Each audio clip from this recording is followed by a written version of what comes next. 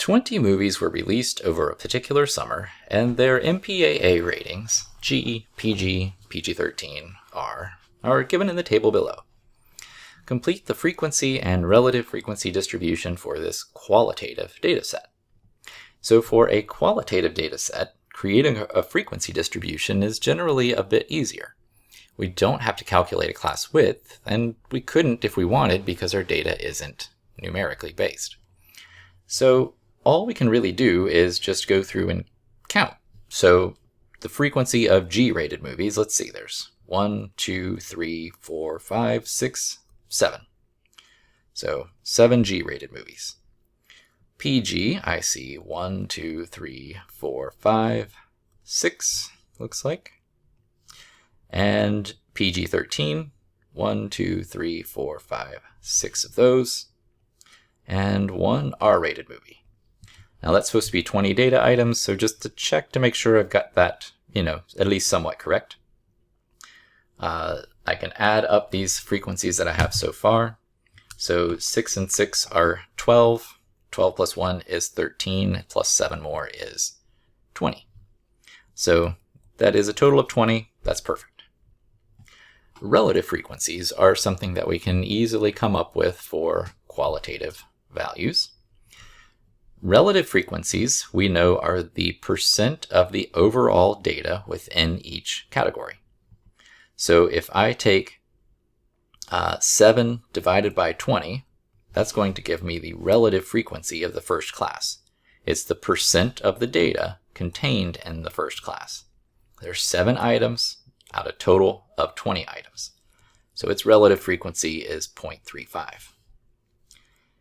Then the relative frequency of the second class would be 6 over 20, which is 0.3. Of the third class would also be 0.3. And the last relative frequency, we have 1 item out of the 20 total, so 1 divided by 20, that is 0.05. Now, if you add together your relative frequencies, it should always add up to 1. If it's not 1, it should be something very close to it, and that's because possibly rounding error can be in play, but in this case it does add up to 1.